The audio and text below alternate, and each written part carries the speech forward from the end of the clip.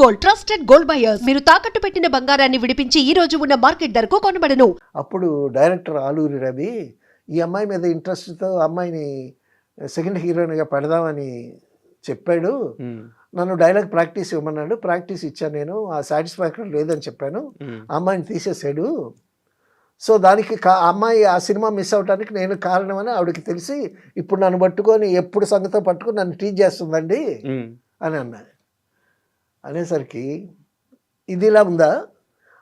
ఆ సాంగ్ ముందు lead scene ఏంటంటే సిల్క్ స్మిత్ని చిరంజీవి గారు కొడతాడు. ఓకే, కోయిన్సిడెన్స్ చూడండి. అప్పుడు అన్నగారు మరి ఇలా టీచ్ చేస్తుందండి నన్ను, ఏం చేస్తాను, నేనేం చేస్తాను, డైరెక్టర్ చెప్పిందే నేను చేశాను. అమ్మాయి డైలాగ్ ప్రాక్టీస్ ఇవ్వమన్నాడు. ప్రాక్టీస్ ఇచ్చాను. బాగుందా లేదా అని అడిగాడు నన్ను. బాగాలేదు, I'm not happy with your dialogue అని చెప్పాను. డైరెక్టర్ తీసేశాడు. నాది తప్పేముందండి అన్న. కరెక్టే, నువ్వు కరెక్టే, ఉండులే అని అన్నాడు చిరంజీవి గారు. అప్పుడు చిరంజీవి గారు చాలా సరదాగా ఉండేవాళ్ళు. ఆ బిగినింగ్లో క్రాంతి కుమార్ సినిమా శాఫందర్తో చాలా సరదాగా ఉండేవాడు అప్పుడు. తర్వాత ఆయన పెరిగిపోయాడు. ఆయన చుట్టూ ప్రొడ్యూసర్లే డైరెక్టర్లు. మాకు ఎక్కడ అవకాశాలు ఉంటాయి? ఎక్కడైనా షూటింగ్ దగ్గర కనిపించినప్పుడు హాయ్ జయ అంటాడు. ఆ పలకరింపులు, ఆ చిలకరింపులు అవన్నీ అలాగే ఉన్నాయి. ఇప్పుడు కూడా కనిపించిన ఒక్కోసారి హాయ్ జయ అంటాడు, హాయ్ కుమార్ అని అంటాడు. గర్ల్ ఫ్రెండ్ అని పిలిచాడు, ఇట్లా హాయ్ జయ అంటాడు. అలా సరదాగా ఉండేవాడు ఆయన. సరే నేను చూసుకుంటానులే అన్నాడు. సరే క్రాంతి గారు కూడా నవ్వారు. ఆవిడ ఏంటి సిల్క్ స్మిత కాలు మీద కాలేసుకొని స్టైల్గా కూర్చొని పెద్ద హీరోలు ఎవరో వచ్చినా సరే కాలు మీద కాలు తీసేది కాదంటండి. ఎందుకంటే ఇది నా కాలే, నా కాలు మీద నేను కాలేసుకుంటాను, నీకేంటి. అప్పటి పుష్ప అనమాట. నిజంగా పుష్ప అండి. పుష్పమే అమ్మాయి. ఆ అమ్మాయి కళ్ళు, ఆ అమ్మాయి ఫేసు, అమ్మాయి ఆ ఫేస్లో ఉండేటువంటి గ్లో అసలు చూస్తేనండి ఫోటోగ్రఫీలో ఎంత అందంగా ఉండేదో. తర్వాత అమ్మాయి కళ్ళలో ఒక మ్యాజిక్ ఉందండి. ఆ మ్యాజిక్కే పడిపోయారు అందరూ. పెద్ద నటి కాదు, బట్ క్లోజప్ తీస్తే మాత్రం భలే ఉంటుంది. ఏంటి కమల్ హాసన్తో తమిళ్లో సినిమాలు ఏమి ఎంత అద్భుతంగా చేసింది, ఎంత స్టార్ అక్కడ. సరే అదే పక్కన పెడితే, సరే నేను చేసుకుంటాను తమ్ముడు అన్నాడు చిరంజీవి గారు. నేను చూసుకుంటాను అన్నారు. అన్న తర్వాత కాలు మీద కాలేసి కూర్చుంటుంది అని క్రాంతి గారికి కూడా. క్రాంతి గారు చాలా అద్భుతమైన ప్రొడ్యూసరు, డైరెక్టర్, బ్రహ్మాండమైన డైరెక్టరు.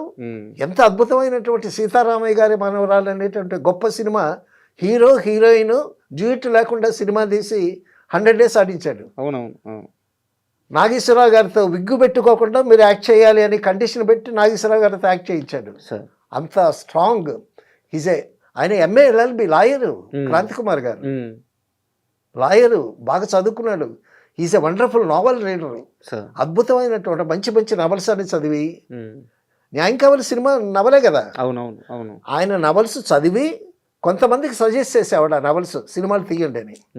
పెద్ద వాళ్ళందరూ ఈయన దగ్గరికి వచ్చేవాళ్ళు కథల కోసమని, ఏదైనా డిస్ప్యూట్ అటువంటి వాడు ఆయన. మరి ప్రొడ్యూసరు, డైరెక్టరు ఈవిడ కాలు మీద కాలు వేసుకొని కూర్చుంటే పక్కన మెగాస్టార్ చిరంజీవి గారు ఉన్నారు. మరి ఈయనకి ఎలా ఉంటుంది? సరేనండి, షార్ట్ పెట్టారు. పెడితే చిరంజీవి గారు డైలాగ్ చెప్పుకుంటూ వస్తే ఆవిడేమో ఫోర్స్గా చిరంజీవి గారి దగ్గరికి వస్తుంది. చిరంజీవి దగ్గరికి వస్తే చిరంజీవి గారు ఏమో ఇటు చూశారు, క్రాంతి గారు ఇట్లా అన్నాడు. కొట్టారా నిజంగా? చెప్పేది కొట్టాడు. కొట్టేసరికి అమ్మో కింద జారిపోయింది. యాక్షన్ తక్కువ, రియాక్షన్ ఎక్కువ. ఓకే, ఆయన జస్ట్ అట్ట నెమ్మదిగా ఇట్లా పెట్టాడు. కొట్టేసరికి ఓవర్ ల్యాప్ ఉంటుంది అనుకున్నారు. జస్ట్ లైట్ అక్కడ అప్పుడు ఉడుకులో రాసి అమ్మాయిని సవరు తీసి మళ్ళా కాసేపు పాసిఫై చేసి తర్వాత షార్ట్ తీసామన్నమాట. అంటే ఎప్పుడో పనికిరాదు ఈ అమ్మాయి అని అన్న విషయాన్ని అప్పటి వరకు గుర్తుపెట్టుకొని, అంటే జరిగినటువంటి అవమానాల్ని వాళ్ళు గుర్తుపెట్టుకుంటారండి.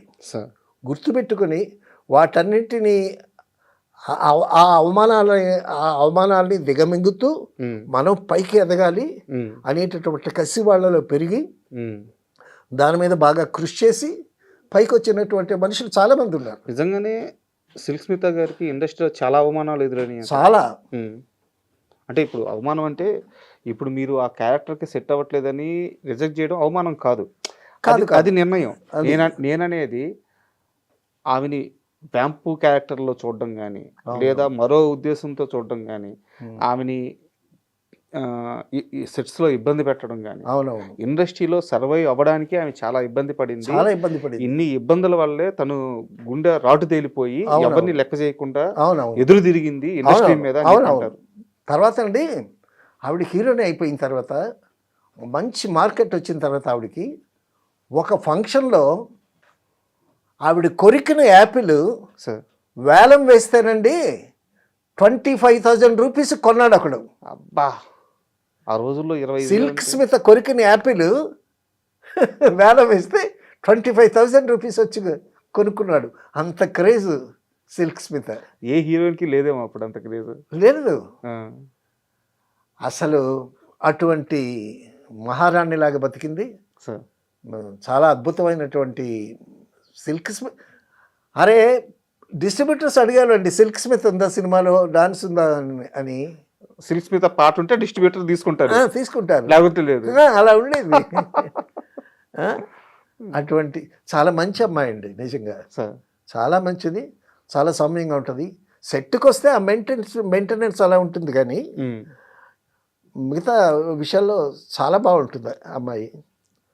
మరి అటువంటి అమ్మాయి అర్థాంతరంగా.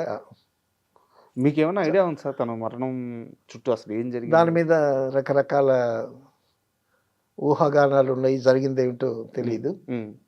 ఆవిడ ఆత్మహత్య చేసుకుందని కొందరు అంటారు. ఆత్మహత్య చేసుకునేటప్పుడు ఏదో లెటర్ రాసిందని అంటారు. ఆ డాక్టర్ ఎవరో ఒక అతనే ఆవిడ మరణానికి కారణమని కొందరు అంటారు. సో కారణం ఏదైనా సరే ఒక మంచి నటిని కోల్పోయాము మనం. అయితే నా దగ్గర ఇంకో ప్రశ్న ఉంది.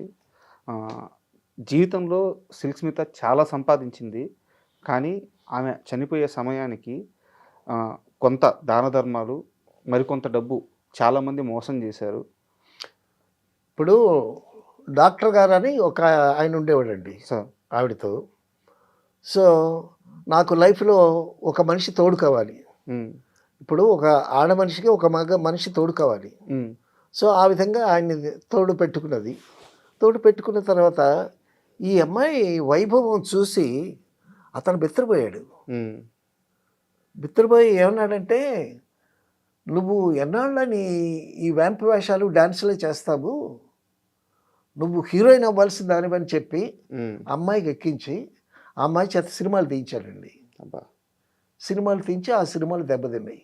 ఈవిడ ఎప్పుడైతే హీరోయిన్గా సినిమాల్లో హీరోయిన్గా అనుకున్నదో